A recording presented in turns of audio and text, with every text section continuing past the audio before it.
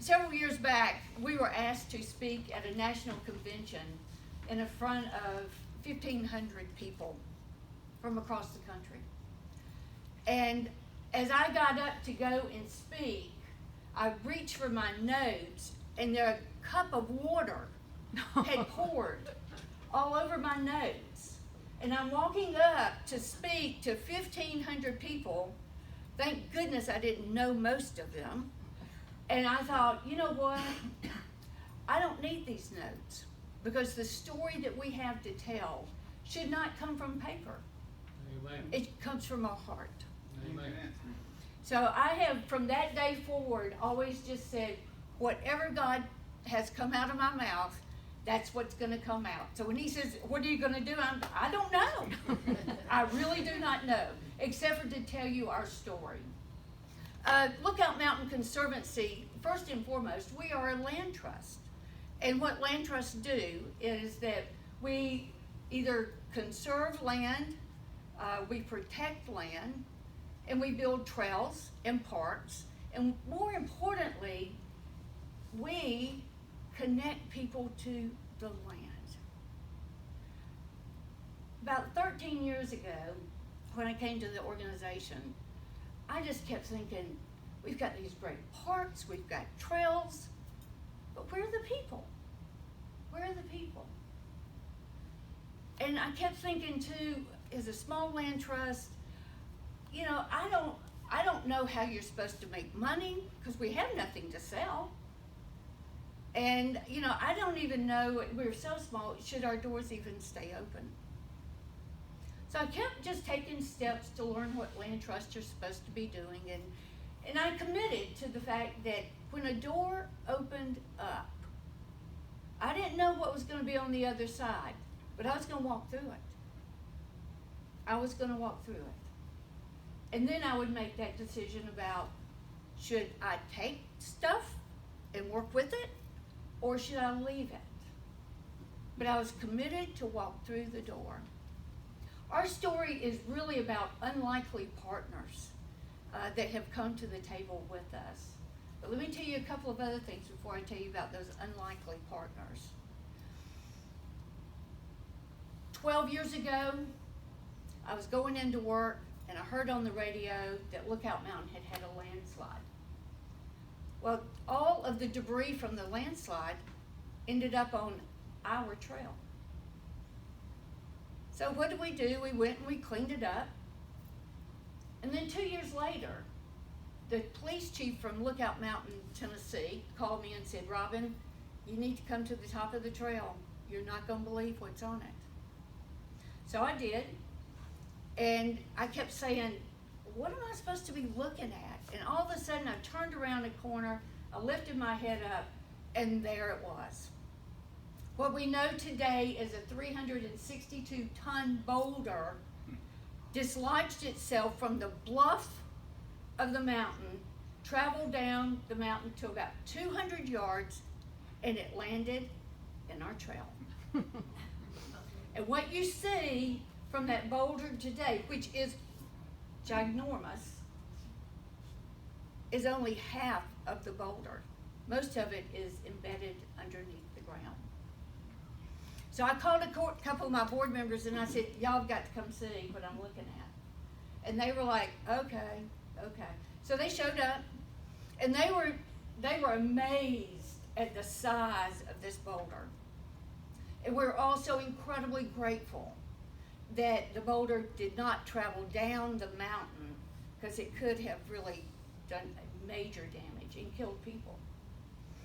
So they were over looking at this boulder going, how are we going to blow this thing up? And what we can do is we'll sell the pieces to the boulder, and that'll be a part of our financial plan of, that's a great fundraiser, right? And I'm going, oh my gosh, we had a landslide, and all we did was clean it up. We didn't really pay attention. And now this boulder. And so I went over to my board and I said, we need to pay attention to this. I think this is a sign. And they were like, what are you talking about? And I said, I think we just have to be bolder in everything we do from here on out. Amen. Right? And they looked at me and they really started going, okay. And then I thought, oh my goodness, they're checking my mental status right now. This she has gone off the deep end with this boulder. That was a defining moment for us as an organization. Another defining moment for us was that when we became acutely aware that the neighborhood in which we were doing all this work, and yet no one was coming to the parks and to the trails. They were in crisis, major crisis. Drive-by shootings, drug wars, gang wars, everything in the world that you could possibly not want to be a part of was going on right in our front yard. And here we were, honestly, being white, arrogant people, not concerned about what was going on over there, but concerned about why people weren't using our trails and parks. That's wrong. And our whole board came to the understanding that if we're really going to be a partner, which we touted that we were, then we needed to be a partner. And we needed to go to this neighborhood. And we needed to ask what their needs were. We needed to understand. And we needed to put them before us. And from that moment on, everything shifted. Everything. That's when the unlikely partners started happening. I had applied to the Tennessee American Water Company for a grant. And they called me and said, we're going to award you this grant. But we have a favor to ask. There's a school nearby. And I said, I'm in. I'm totally in.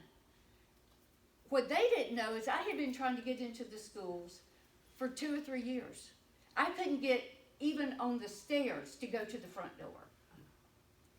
And so I said, I'm good. That's good. No, Robyn, you need to know. It's with the Howard School. And I said, that is like the best news ever. And they said, no, we said Howard. And I said, you need to hear me. I am more excited about that than any school you could ever tell me about. And so it was a water company that paired us with the poorest performing school in Chattanooga. Unlikely partners, right? Whoever would have put us together. And yet, miracles have happened since that moment in time.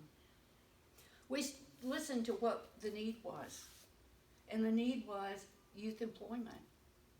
The only avenue for kids to make any sort of money was to join gangs.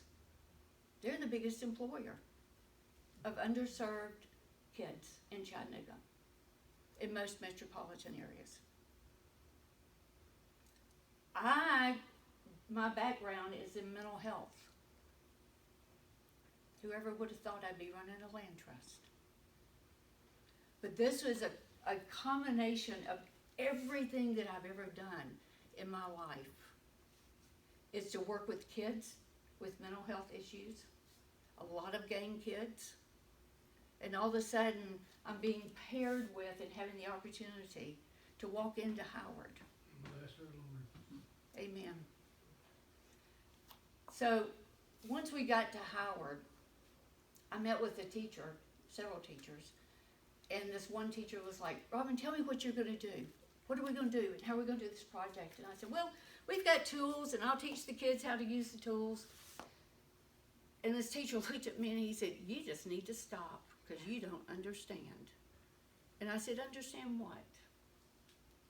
And he said, our kids will call them weapons, what you call tools.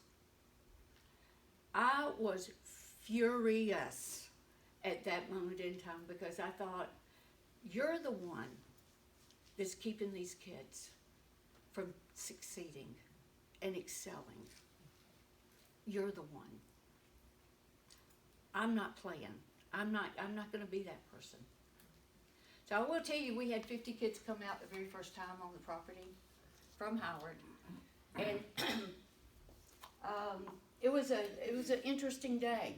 And we were pulling for about 45 minutes kudzu and English ivy and privet by hand, because his teacher had said they will use them as weapons.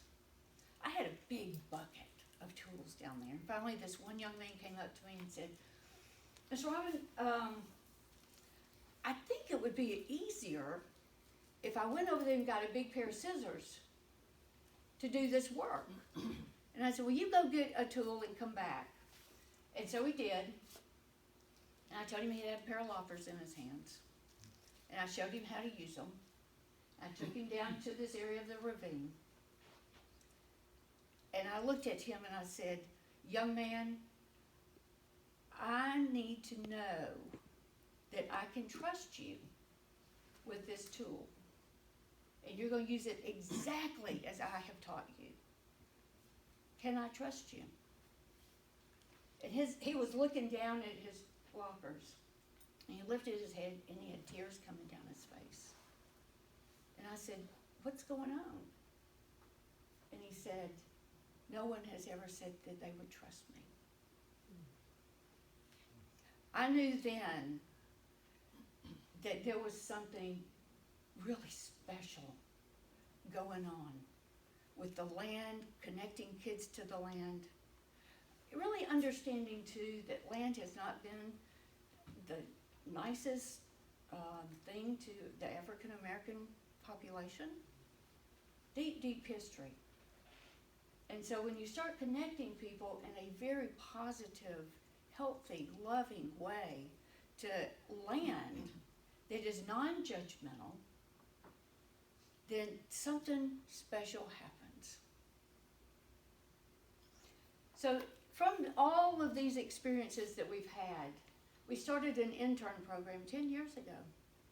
And we started hiring young men and women from Howard. There are 3 things when they come into our program that they know. One is you're student first. You will graduate. And I tell them they may not like me from the moment they get in the program, but they will love me when they cross that stage. And after 10 years of graduating seniors from Howard, we have 100% graduation rate. Praise the Lord. And that's in contrast to the school of 61%. We are very proud of that, because we know that if we do not get our kids graduated and across that stage, the rate of incarceration increases for them. Most of our kids go to college. And so when they're in college, they stay in our program. And we coach them through, because most of our kids are some of them are first generation high school graduates. And then we've got definitely first generation college graduates. We have 2 of our kids that one is in a doctoral program, and another intern has just left us to go to Chicago for his master's program. And then we've got 4 that just graduated from high school. 2 are in welding. They went straight into their profession. And then we have 2 that are going into college. One is pre-med, and the other is in video production. I thought he was going to come and take my job after he graduated. That's my dream, is to have one of the interns come back. So I want you all to know that there's something that drives me every day. And I saw this sign, it's been several years ago, but the sign read, "We're all just walking each other home." We're all just walking each other home. And every morning I wake up, that's the very first thing I see, because I bought that sign. And I do. I wake up and I see that. And I pray to God every morning for grace, for His will to be done, and for me to really understand what that means of we're all just walking each other home. You all have been a part of our community, but you really are now a part. You're a part of our journey. And every day I meet with my interns and work with them, we all know we're all there to walk each other home. And that means for us giving our very, very best. And that's what's important. I want you to hear from JaMaal right now, his story his story of change. JaMaal?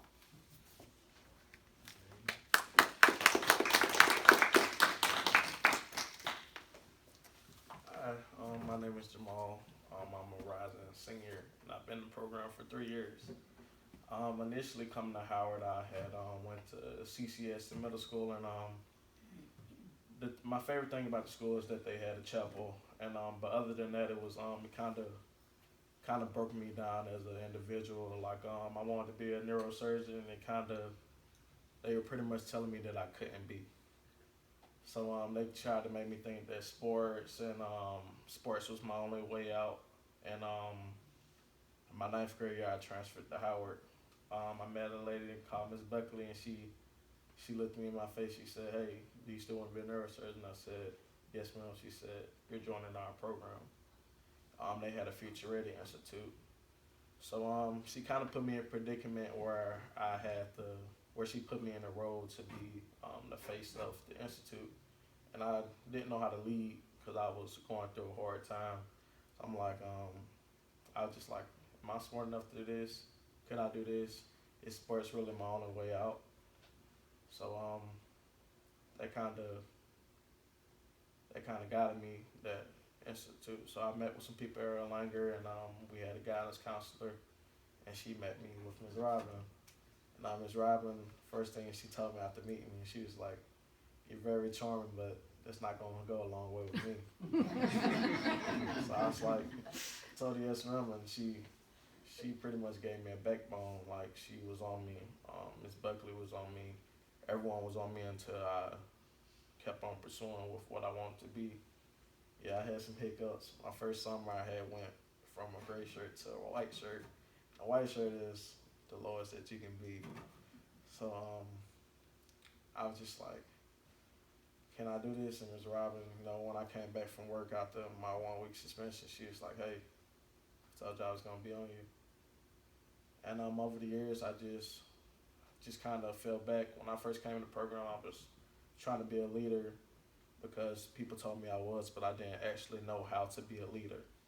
I was just going off my knowledge, but she kept telling me to sit back, kept telling me to be consistent, kept telling me to observe. So I finally took some years, but I ended up doing it, and I ended up getting my red shirt. And me being a leader, my definition of a leader now is to actually sit back and observe. You can't be a leader unless you know what tool everyone has and what they all hold. You can't just take over everything because everyone has a special talent and a special unique. So yeah, I'm just going to my senior year. Started a nonprofit last year called Young Brothers Succeeding.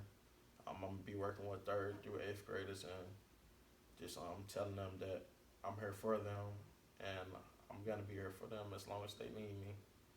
And I'm gonna teach them the right way, not the wrong way. That you can be something better than what everyone tries to tell you, and that you are something. And yeah, the Future Ready Institute with Erlanger and LMC helped me with that. That's my story. Amen.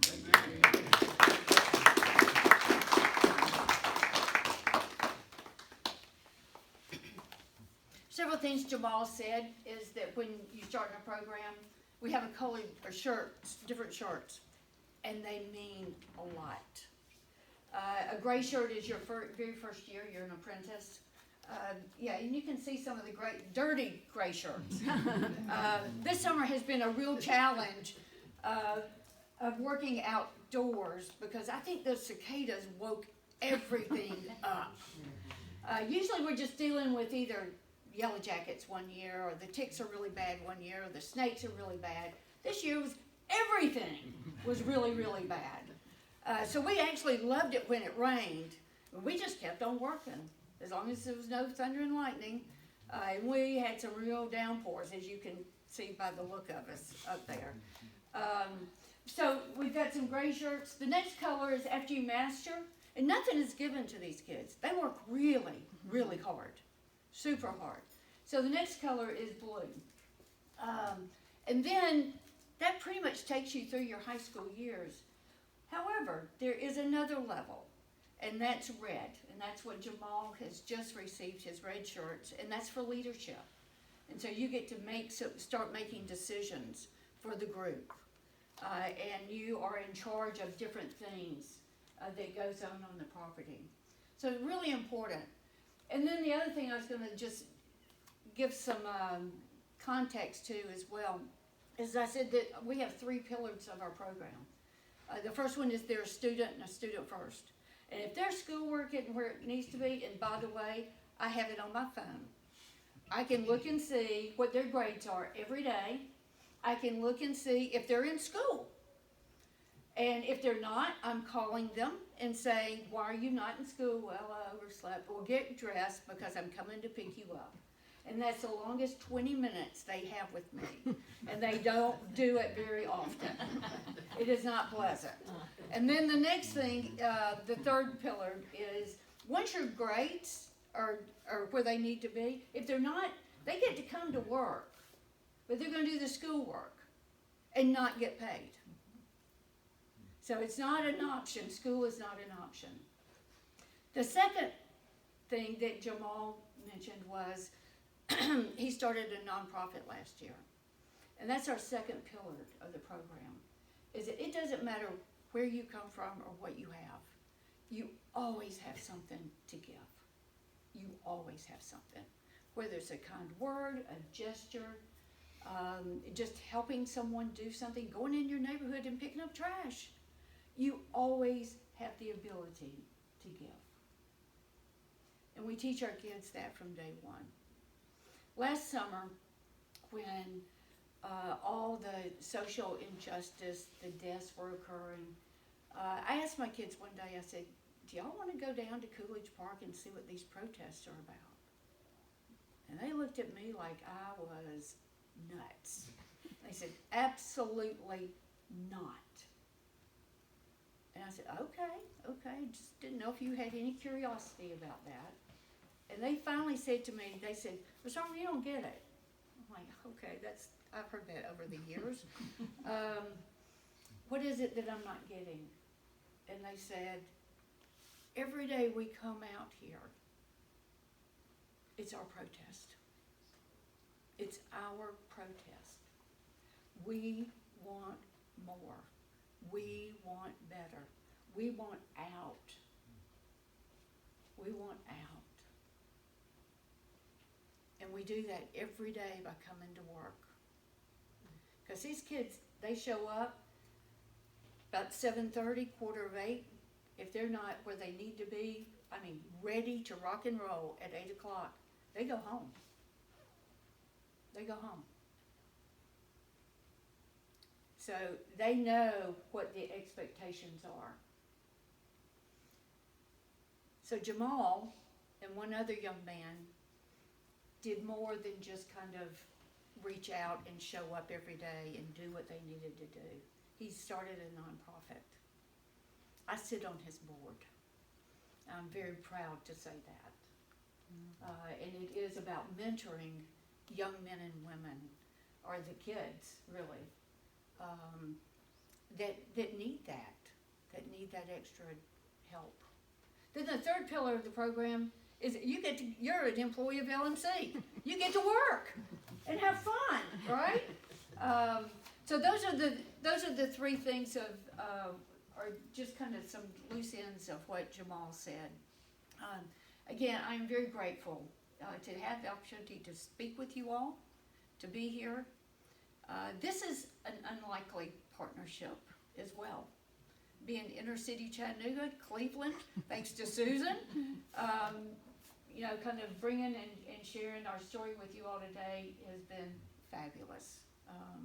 And I so appreciate your time and attention and the opportunity to do that. And remember, visualize this. We're all just walking each other home. Amen. Okay. Thank Rob- you. Ms.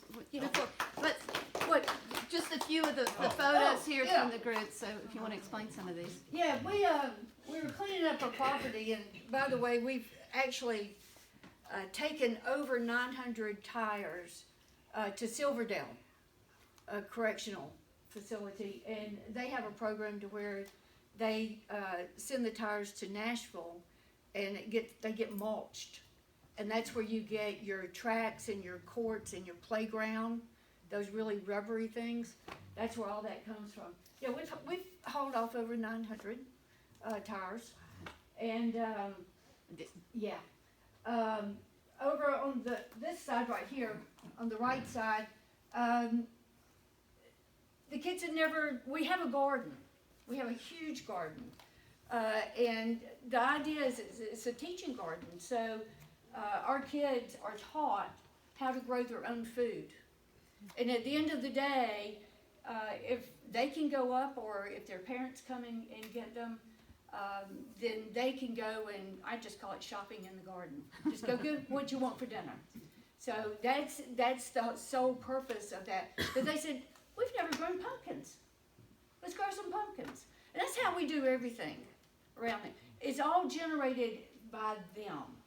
They tell us what they want to do, and if it's within reason, then we make it happen. So this is our first pumpkin patch, and that thing has gone crazy.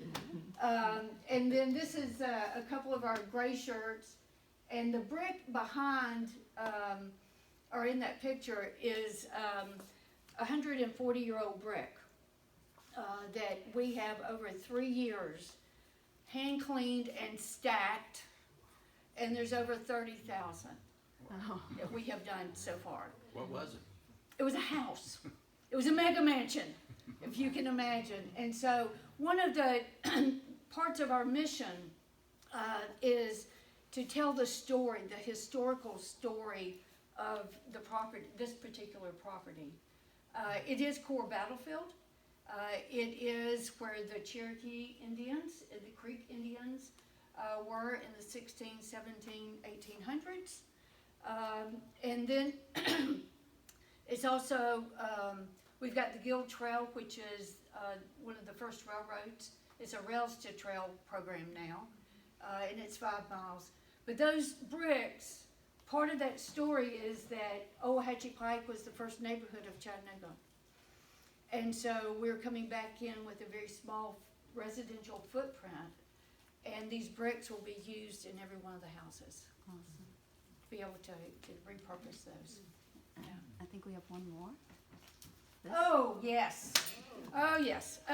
We have within this 50-acre park that on Owahatchee Pike, we have a bouldering park. And I will tell you, when we bought this property, we didn't even know boulders existed because they were so covered up with kudzu. And so once we kind of got in there and started cleaning out, we started discovering people were climbing on these rocks, and they're on the slope of a mountain, right?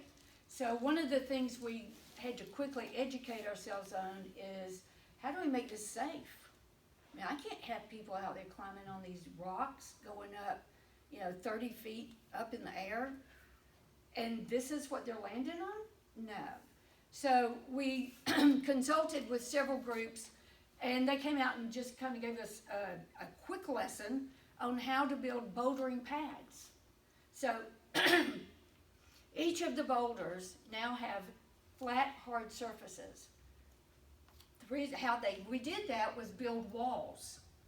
And in some of our bouldering surfaces had to go from, it was like this, and we had to bring it up to that, right?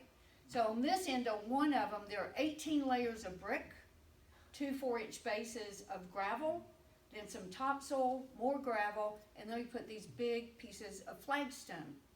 on top of it. So now what happens when it rains is that all the water comes off these rocks or down the mountain. It's absorbed in these pads, and it's time released out because it's absorbed by the gravel and the brick. So there's no erosion with any of these. This one, this particular, you can't really tell, this is just one landing pad. We had to cut into the mountain, and all this is done by hand. We have no big machinery. So we had to cut, instead of the hillside going like this, we had to lean it back like this and lay a rock on top so it's stacked backwards up against that hillside to hold it. And again, we were working on that particular part, but there's two other landing areas on that particular boulder. It's so big, and that's just one.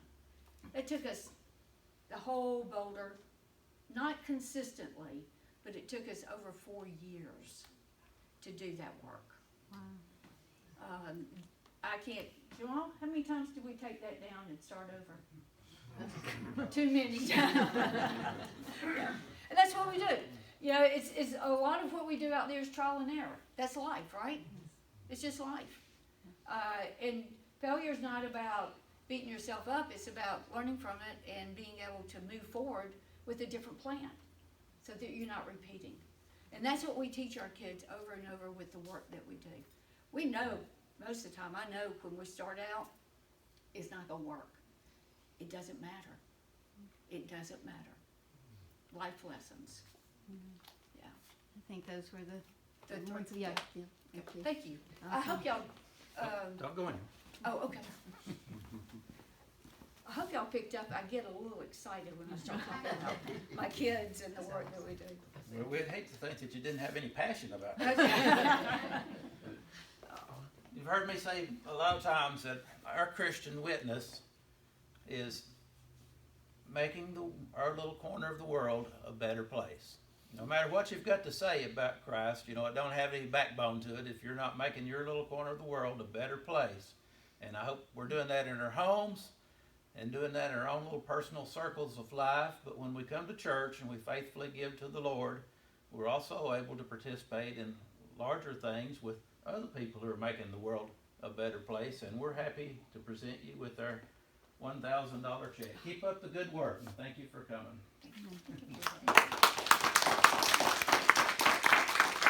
Thank you, Thank Jamal. you very much.